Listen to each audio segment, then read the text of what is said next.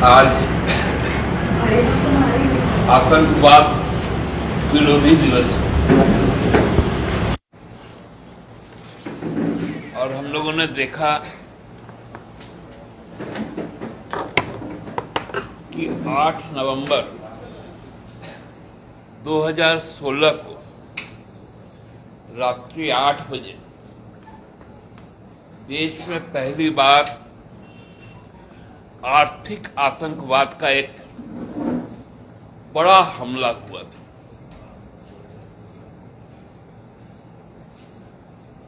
आर्थिक आतंकवाद के उस हमले में लगभग 2 लाख से भी ज्यादा मंझोले छोटे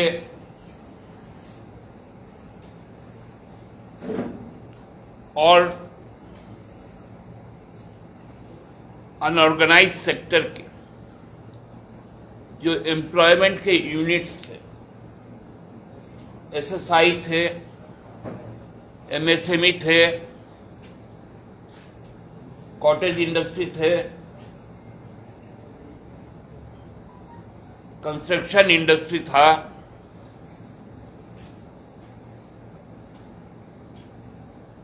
फिल्म इंडस्ट्री, जिसमें करोड़ों लोगों का रोजगार है। उस रोजगार पर एक बड़ा हमला था और वो हमला नोटबंदी के कारण था। अचानक से काला धन, भ्रष्टाचार, आतंकवाद को हवाला देते हुए 500 और 1000 रुपए के नोट की वैधता समाप्त कर दी गई थी और उसके बाद 50 दिनों का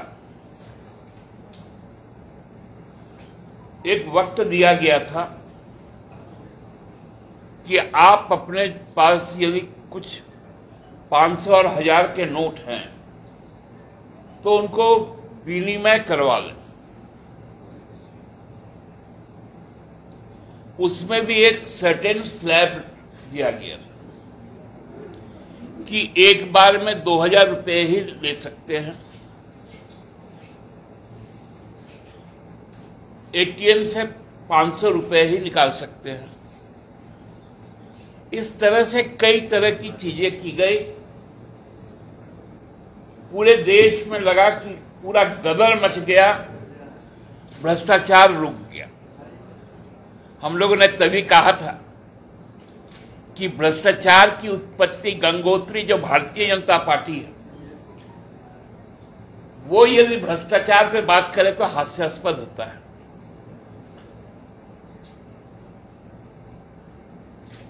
क्योंकि 1000 रुपए से यदि भ्रष्टाचार, यदि जमाखोरी होती है, काले धन का संचय होता है, तो 2000 क्या उसके लिए वैध होगा? मालूम नहीं।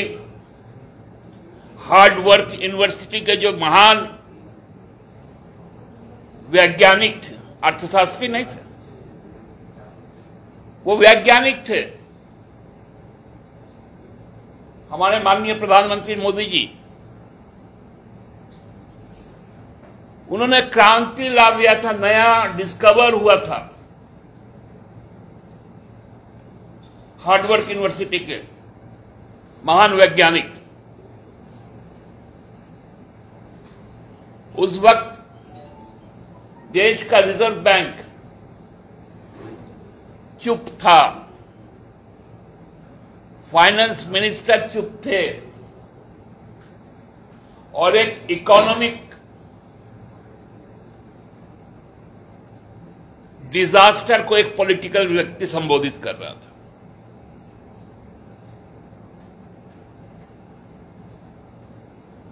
और आज जब पिछले 19 तारीख को आरबीआई ने कहा कि काला धन को समाप्त करने के लिए जरूरी है 2000 रुपए का नोट। वो धीरे धीरे बैन हो जाएगा, अर्थात लगभग 130-35 दिनों में।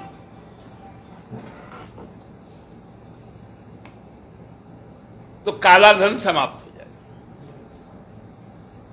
नौटंकी की भी हद होती है।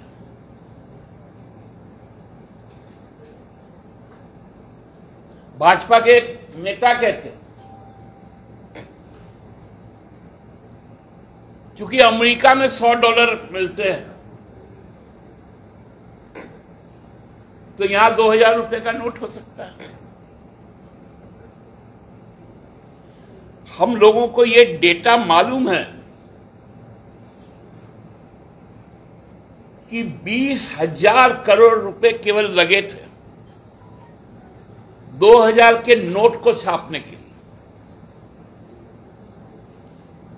अब 6 साल में वो 20,000 करोड़ रुपए डूब गए जनता के।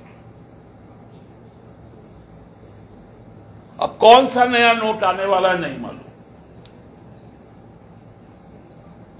उसमें कितने हजार छपाई होगी नहीं मालूम। मुझे तो लगता है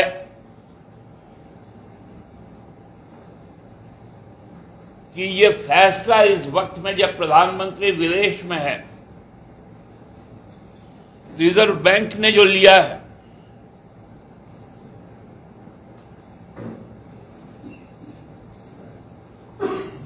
जिसके बारे में फिनांस मिनिस्टर का अभी तक एक भी बयान नहीं आया,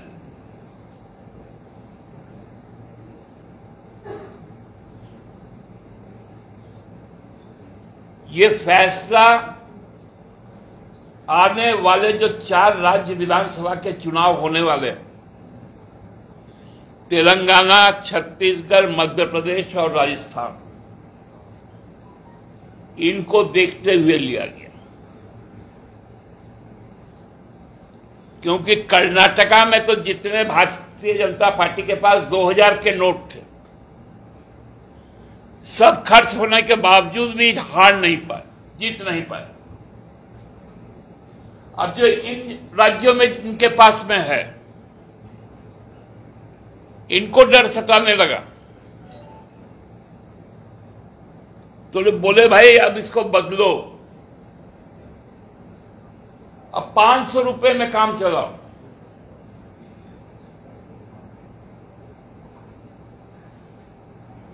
और ये जो नोट वापस अब होंगे, ये किनके द्वारा किए जाएंगे, इनकी भी सार्वजनिक जानकारी होनी चाहिए।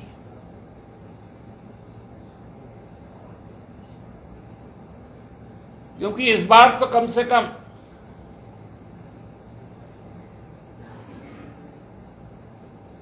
वो 1000 वाला से तो कम ही लोगों के पास 2000 होगा।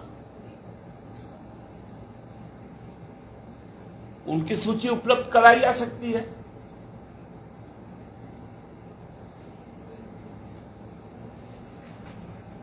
अद्भुत स्थिति है इस देश में, हम सबको ही जानते हैं। पिछले बार भी ये कई चीजें सामने आई थी, तथ्य कि बड़े संख्या में घर की जो मां बहनें किसी आपातकाल के लिए कुछ पैसा बचा के रखती है और वो थोड़ा सा ओझल भी होता है, तो इसलिए बड़ा नोट रखती थी 1000 रुपए वाला।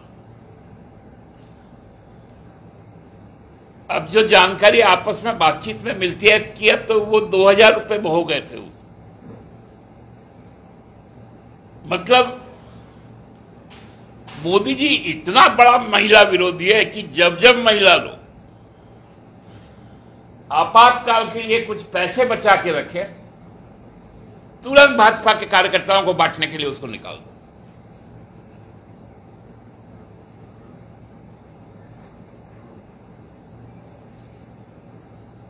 हमको तो लगता है कि कुछ दिनों में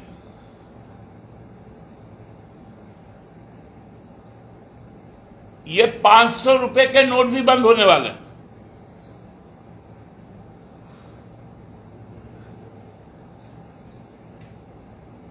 जो आदमी 2000 रुपए का होल्डिंग कर सकता है वो 500 का भी कर सकता है।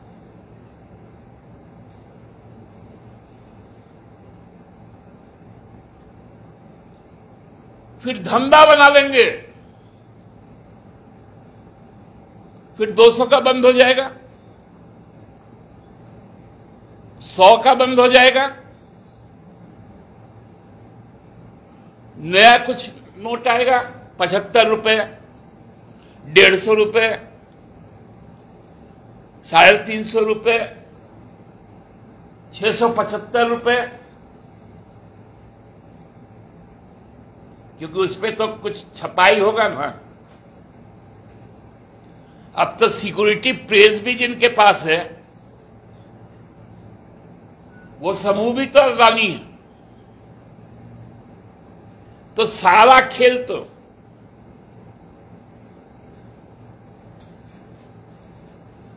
अब जब सब कुछ बेच देने के बाद जो टकसाल है, अब टकसाल बेचने की तैयारी।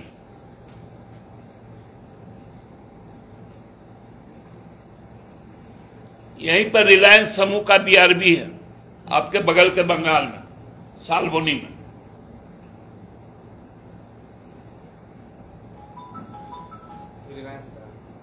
रिलायंस समूह का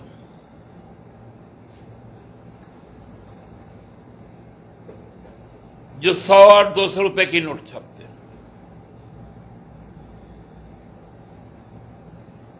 अंबानी जी का भी टकसाल शुरू होने वाला है। ये सारा खेल उसका है कि 2024 को जनता के जवाब के पहले देश को हर तरह से तबाह कर दो,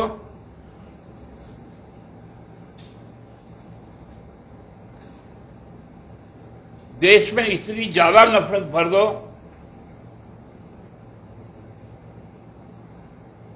इतना बड़ा आर्थिक आतंकवाद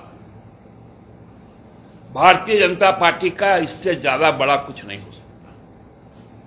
और ये आज जो अंतर्राष्ट्रीय आतंकवाद विरोधी दिवस है, आप सांप्रदायिक आतंकवाद,